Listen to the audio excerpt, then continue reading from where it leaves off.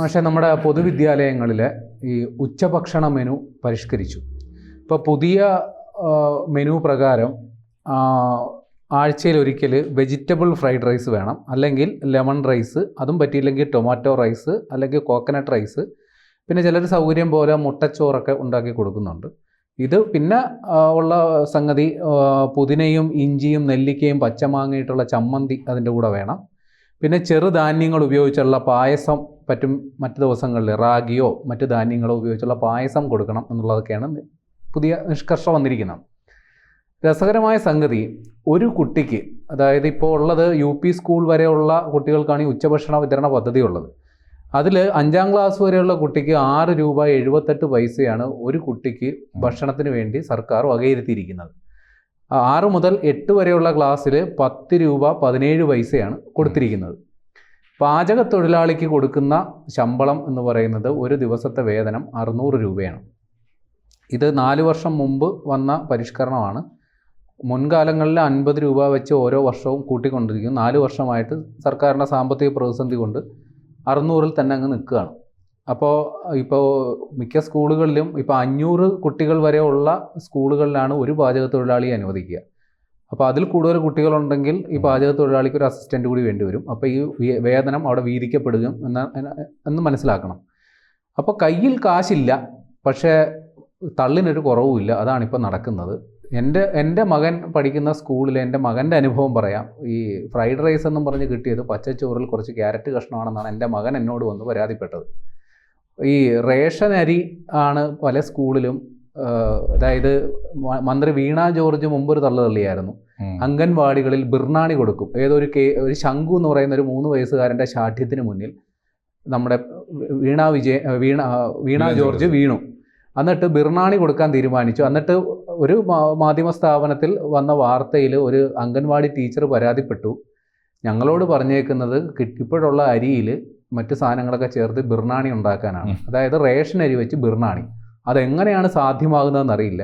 വാസ്തവത്തിൽ ഈ പുറംമൂടിക്കപ്പുറം സ്കൂളുകളിലെ യാഥാർത്ഥ്യം എന്താണ് മാഷേ? നമുക്ക് ഈ കുട്ടികളെ ഇങ്ങനെ നാണം കെടുത്തേണ്ട കാര്യമുണ്ടോ? സത്യമായിട്ടും ഇല്ല. ഇത് സത്യമാണ് ഈ പറഞ്ഞത്. ഇപ്പോൾ പ്രേമൻ വളരെ കൃത്യമായി വസ്തുനിഷ്ഠമായി പറഞ്ഞ വിവരങ്ങൾ ഞങ്ങളൊക്കെ സ്കൂൾ അനുഭവങ്ങളിൽ നിന്ന് ഞങ്ങളുടെയൊക്കെ അറിവിലുള്ളതാണ്, അനുഭവത്തിലുള്ളതാണ്. വേറൊന്ന്, ഈ സ്കൂൾ പ്രഥമാധ്യാപകരുണ്ടല്ലോ, അതെ, ഹെഡ് മാസ്റ്റർ, ഹെഡ് മിസ്ട്രസ്, ആ ഒരു കമ്മ്യൂണിറ്റി അനുഭവിക്കുന്ന കടുത്ത ടെൻഷനും യാതനകളും ബുദ്ധിമുട്ടും. ഒന്ന്, ഇത് മുഴുവനും ഈ പ്രാഥമിക അധ്യാപകരുടെ, പ്രഥമാധ്യാപകരുടെ തലയിലാണ്, ചുമലിലാണ്. അവർ ചെയ്തു കൊള്ളണം. നിങ്ങൾക്ക് ശമ്പളം തരുന്ന ഇതൊക്കെ കൊടുക്കാനല്ലേ എന്നാ. ശമ്പളം കൊടുക്കുന്നത് സാധാരണ അധ്യാപകൻ്റെ ശമ്പളമാണ്. ഒരു 1-2 ഇൻക്രിമെൻ്റാണ് ഇപ്പോൾ ഒരു ഹെഡ് മാസ്റ്റർക്ക് അല്ലെങ്കിൽ ഹെഡ് മിസ്ട്രസിന് അധികം കിട്ടുന്നത്. അതിനുവേണ്ടി അവർ ചെയ്യേണ്ടത് ഈ ഭാരം മുഴുവൻ പേറണം. ഈ ഭാരം മുഴുവൻ പേറണം എന്ന് മാത്രമല്ല, അതിൻ്റെ കാശ് കണ്ടെത്തണം. ഈ ഇപ്പോൾ പ്രേമൻ പറഞ്ഞ കണക്കനുസരിച്ച് ഈ 6 രൂപ ഒരു കുട്ടിക്ക് വെച്ച് കിട്ടുന്ന കാശുണ്ടല്ലോ, അതുപോലും സർക്കാരിന് സൗകര്യമുള്ളപ്പോഴാണ് കൊടുക്കുന്നത്.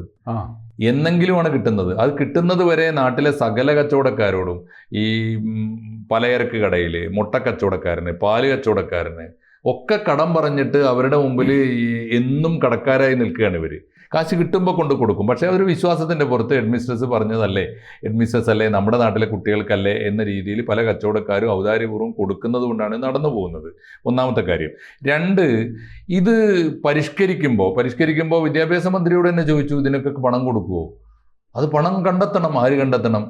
ഇദ്ദേഹം പറയുന്നത് 2 PTA കണ്ടെത്തണം. PTA-കാർക്ക് ഇതാണോ പണി? ഇതിന് പണം കണ്ടെത്തലാണോ പണി? അങ്ങനെയാണെങ്കിൽ എന്തിനാണ് സൗജന്യ ഉച്ചഭക്ഷണം എന്ന് സർക്കാർ പറഞ്ഞുകൊണ്ടിരിക്കുന്നത്? അല്ല മാഷേ, എനിക്ക് ഈ സൗജന്യ ഉച്ചഭക്ഷണം കൊടുക്കുന്നതിൽ തന്നെ എനിക്ക് അഭിപ്രായ വ്യത്യാസമുണ്ട്. ഈ പഴയ കാലത്ത് ഒരു കണക്ക് വെച്ച ഒരു 1980-ന് മുമ്പെന്ന് പറയാം, നമ്മുടെ സാമൂഹ്യ സ്ഥിതി മോശമായിരുന്നു, നമ്മുടെ സാമ്പത്തിക അവസ്ഥ മോശമായിരുന്നു.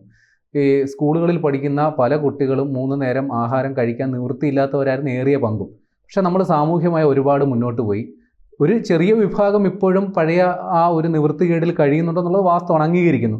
പക്ഷെ ബഹുഭൂരിപക്ഷവും സാമൂഹ്യപരമായിട്ട് മുമ്പോട്ട് പോകുന്ന ഒരു സമൂഹത്തിൽ ഇപ്പോൾ പട്ടിണി എന്ന് പറയുന്നത് ഇല്ല എന്നുള്ളതാണ് വാസ്തവം. അപ്പോൾ അങ്ങനെ ഈ കുട്ടികൾക്ക് പഴയ ഉച്ചക്കഞ്ഞി വിതരണം ഉണ്ടായിരുന്ന ആ ഒരു അവസ്ഥ മാറിയിരിക്കുമ്പോൾ ഈ സ്കൂളുകളിൽ ഇത് ഒരു തരം അടിച്ചേൽപ്പിക്കലാണ്. ഈ മോശം ഭക്ഷണം കഴിക്കാൻ കുട്ടികൾ നിർബന്ധിതരാകുന്ന ഒരു സാഹചര്യം വരികയാണ്. വീട്ടിൽ അവസ്ഥ ഇല്ലാത്തവരല്ല ഏറിയ പങ്കും സ്കൂളുകളിൽ പഠിക്കുന്നത്. അവർക്ക് വീട്ടിൽ നിന്ന് ഭക്ഷണം കൊണ്ടുവന്ന് സുഖമായിട്ട് കഴിക്കാവുന്നതേ ഉള്ളൂ. പക്ഷേ സ്കൂളുകളിൽ ഇങ്ങനൊരു സാധനം ഒരു വാരി പി ആർ പ്രൊപ്പഗൻഡ പോലെ സർക്കാരിൻ്റെ മേനിനടിക്കൽ പദ്ധതിയായിട്ട് ഇത് മാറുക എന്നുള്ളതാണ് വാസ്തവം. സത്യമായിട്ട് ഇത് പ്രേമം പറഞ്ഞ ഒരു കാര്യമുണ്ട്, അത് വാസ്തവമാണ്. നമ്മുടെ ഈ ഉച്ചഭക്ഷണം എന്നൊരു പദ്ധതി തന്നെ തുടങ്ങിയത്, നൂൺ മീൽ എന്ന് പറയുന്ന പദ്ധതി തന്നെ ആരംഭിച്ചത് സത്യത്തിൽ പട്ടിണി കൊണ്ട് കഷ്ടപ്പെടുന്ന കുട്ടികൾക്ക് ഒരു നേരത്തെ ഭക്ഷണം കിട്ടുമെന്ന പ്രതീക്ഷയിലെങ്കിലും അവരെ സ്കൂളിൽ ചേർക്കാനാണ്. അതെ, സ്കൂളുകളിലേക്ക് കുട്ടികളെ ആകർഷിക്കാനുള്ള ഒരു ഏറ്റവും പ്രധാനപ്പെട്ട ആകർഷണ ഘടകമായിരുന്നു ഉച്ചക്ക് ഭക്ഷണം എന്ന് പറയുന്നത്. കാരണം വീടുകളിൽ ഉച്ചക്ക് ഭക്ഷണം ഇല്ലാത്ത കാലത്ത്, അല്ലെങ്കിൽ വീടുകളിൽ നിന്ന് ഇപ്പറഞ്ഞ എല്ലാ ഏറ്റവും ഗുണനിലവാരം കുറഞ്ഞതാണെങ്കിൽ പോലും കൃത്യമായി ഉച്ചക്ക് ഭക്ഷണം കിട്ടുമെന്നത് വലിയൊരു പ്രതീക്ഷയായിരുന്ന കാലത്താണ് ഉച്ചഭക്ഷണം വന്നത്.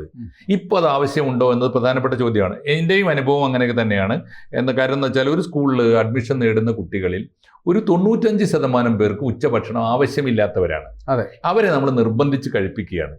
അവർക്ക് നല്ല പ്രധാനമായ ആഹാരം കിട്ടാൻ സ്വന്തം വീട്ടിൽ സംവിധാനം ഉള്ളപ്പോൾ കഴിവതും അത് വീട്ടിൽ എത്തിച്ചു കൊടുക്കാൻ, അല്ലെങ്കിൽ രാവിലെ കൃത്യമായി കൊടുത്തു വിടാനൊക്കെ സംവിധാനം ഉള്ളപ്പോൾ അവരെ ഈ ഗുണനിലവാരം കുറഞ്ഞ ഭക്ഷണത്തിന് വേണ്ടി നിർബന്ധിക്കേണ്ടി വരികയാണ്. ഒന്ന്, പക്ഷേ ഈ 5% അല്ലെങ്കിൽ പരമാവധി 1 മുതൽ 5% വരെ വരുന്ന കുട്ടികൾക്ക് ഉച്ചഭക്ഷണത്തിന് സംവിധാനം ഇല്ലാത്തവരോ, അമ്മയും അച്ഛനും പിന്നെ ജോലിക്ക് പോകുന്നവരോ, കൂലിപ്പണിക്കാരോ, അല്ലെങ്കിൽ പണിക്ക് പോകാൻ പോലും ആളില്ലാത്തവരോ, രാവിലെ ഭക്ഷണം ഉണ്ടാക്കി കൊടുക്കാൻ ശേഷിയില്ലാത്തവരോ ഒക്കെ ആയ കുട്ടികൾക്ക് സമൂഹ അടുക്കള പോലുള്ള സംവിധാനങ്ങൾ വേറെ ആലോചിക്കേണ്ടതാണ്. ഇത് ഒരു സ്കൂളിലെ മുഴുവൻ കുട്ടികളെയും നിർബന്ധിച്ച് അടിച്ചേൽപ്പിക്കേണ്ടതല്ല. ഇപ്പോൾ പലപ്പോഴും ഉച്ചഭക്ഷണം എന്ന് പറയുന്നത് ഈ PTA-കാരുടെയും ഒക്കെ പങ്കാളിത്തത്തോടു കൂടി ഒരു സമൂഹ അടുക്കള പോലെ കുട്ടികൾക്ക് മുഴുവനും നല്ല ഭക്ഷണം വീട്ടിൽ കിട്ടുന്നതിനേക്കാളും മുന്തിയ ഭക്ഷണം എന്നാണ് നമ്മൾ ഓഫർ ചെയ്യുക. ഓഫർ ചെയ്യുമ്പോൾ അത് കൊടുക്കാൻ മിക്ക സ്കൂളുകൾക്കും സാധിക്കുന്നില്ല. വാസ്തവം അതാണ് മാഷെ. കാര്യം ഈ എൻ്റെ ഒരു അനുഭവം തന്നെ പറയാം. എൻ്റെ കുട്ടി ആദ്യം പഠിച്ചിരുന്ന LP സ്കൂളിൽ ഒരു 400-നടുത്ത് കുട്ടികളെ ഉണ്ടായിരുന്നുള്ളൂ. അപ്പോൾ അവിടെ ഈ ഉച്ചഭക്ഷണ ഫണ്ട് കണ്ടെത്തുക ഒരു ശ്രമകരമായ ദൗത്യമായിരുന്നില്ല. കാരണം ഈ കുട്ടികളുടെ പിറന്നാൾ അതേപോലുള്ള സംഗതികൾ വരുമ്പോൾ ഈ മിഠായി വിതരണത്തിന് പകരം ഈ അടുക്കളയിലേക്കുള്ള സാമഗ്രികളാണ് പച്ചക്കറികൾ ആണ് സംഭാവന ചെയ്യിപ്പിക്കുക. അതൊരു ട്രെൻഡായി മാറി. പക്ഷേ കൂടുതൽ കുട്ടികളുള്ള സ്ഥലത്ത് രക്ഷിതാക്കൾ വിമുഖത കാണിക്കുക. കാര്യം വലിയ അളവിൽ സാധനങ്ങൾ വാങ്ങി കൊടുക്കേണ്ടി വരും. അപ്പോൾ അത്തരം സ്കൂളുകളിലുള്ളവരാണ് ഇപ്പോൾ പെട്ട് നിൽക്കുന്നത്. ഇപ്പോൾ ഒരു 1000-1500 കുട്ടികൾ പഠിക്കുന്ന ഒരു സ്കൂളിൽ അവിടുത്തെ അധ്യാപകർ SMC ഫണ്ട്, അതായത് സ്കൂൾ മാനേജ്മെൻറ്റ് കമ്മിറ്റി ഫണ്ട് എന്ന് പറയുന്ന രക്ഷിതാക്കളിൽ നിന്ന് പിരിവെടുക്കുകയാണ്. അത് 500 മുതൽ 1000 വരെയൊക്കെയാണ് കൊടുക്കേണ്ടി വരിക. എന്തിനു വേണ്ടിയിട്ടാണ്? ഈ ഭക്ഷണം കൊടുക്കലും അതേ പ്രാഥമികമായിട്ടുള്ള മറ്റ് ആവശ്യങ്ങൾ നിറവേറ്റുന്നതിന് വേണ്ടി. കുട്ടികൾക്ക് കുടിവെള്ള വിതരണത്തിന് പോലും രക്ഷിതാക്കളുടെ കയ്യിൽ നിന്ന് പിരിവെടുത്ത് നിർവഹിക്കേണ്ട അവസ്ഥയിലോട്ടാണ് കാര്യങ്ങൾ. അപ്പോൾ നമ്മൾ ഈ പറയുന്നത് പോലെ എല്ലാത്തിലും നമ്പർ 1 എന്ന് പറയുന്നത് ഇതേപോലെ ആളുകളെ കുത്തിപ്പിഴിഞ്ഞ് നിർബന്ധിതാവസ്ഥയിൽ എത്തിക്കുന്നു എന്നുള്ളതല്ലേ വാസ്തവം? തീർച്ചയായിട്ടും. ഒന്ന്, നമ്മുടെ ഈ PR വകുപ്പ്, നമ്മുടെ മേനിനടിക്കൽ, നമ്മുടെ പ്രഖ്യാപനങ്ങൾ, നമ്മുടെ പൊങ്ങച്ചം പറയൽ, അതിൻ്റെ ഭാഗമാണ് ഇത്. ഒന്നാമത് സത്യത്തിൽ ഇത് പരിഹാസ്യമായി തീരുന്നവർ അറിയുന്നില്ല. ഇപ്പോൾ വിദ്യാഭ്യാസ മന്ത്രിയുടെ പല പ്രഖ്യാപനങ്ങളും ഞങ്ങളിതാ ഫ്രൈഡ് റൈസ് കൊടുക്കുന്നു പറയുമല്ലോ. അപ്പോൾ ഉണ്ട് മാഷെ, അത് ഇപ്പോൾ കൃത്യമായി പ്ലാൻ ചെയ്ത് ഒരു ഈവന്റ് നടക്കുന്ന ഒരു സ്ഥലത്ത് നമ്പർ 1 സാധനങ്ങൾ ഉണ്ടാവും. പക്ഷേ ഒരു 10 സ്കൂളുകളിൽ 9 സ്കൂളുകളിൽ നേരെ തിരിച്ചായിരിക്കും. ഈ VIP-കൾ വരുന്ന സ്കൂൾ, ഇപ്പൊ കുഞ്ചാക്കോ ബോബനെ അടക്കം ക്ഷണിച്ചു. കുഞ്ചാക്കോ ബോബൻ വരുന്ന സ്കൂളിൽ നല്ല ഭക്ഷണം അന്ന് മാത്രം ഉണ്ടാവും. ബാക്കിയുള്ള സ്കൂളുകളുടെ അവസ്ഥ അറിയില്ല. അത് പരിഹാസ്യമാണ്. 2 തരത്തിൽ പരിഹാസ്യമാവുന്നത് ഞാൻ കണ്ടിട്ടുണ്ട്. ഒന്ന്, യഥാർത്ഥ ഫ്രൈഡ് റൈസ് മിക്കവാറും ആഴ്ചയിൽ ഒരിക്കലെങ്കിലും കഴിച്ച് ശീലമുള്ള വീടുകളിലെ കുട്ടികളോടാണ് ഈ ഫ്രൈഡ് റൈസ് കാണിച്ചിട്ട് ഇതാണോ ഫ്രൈഡ് റൈസ് എന്ന് കുട്ടികളെ കൊണ്ട് ചോദിപ്പിക്കുന്നത്. അത്രയും മോശമായ സാധനങ്ങളാണ് നമ്മൾ ഫ്രൈഡ് റൈസ് എന്ന പേരിൽ കൊടുക്കുക. ഫ്രൈഡ് റൈസ് അല്ല, എല്ലാത്തിനും ആ ഗുണനിലവാരത്തിന്റെ പ്രശ്നമുണ്ട്. ബിരിയാണി കൊടുക്കുമ്പോഴും അതുണ്ട്, ചിക്കൻ കറി കൊടുക്കുമ്പോഴും അതുണ്ട്.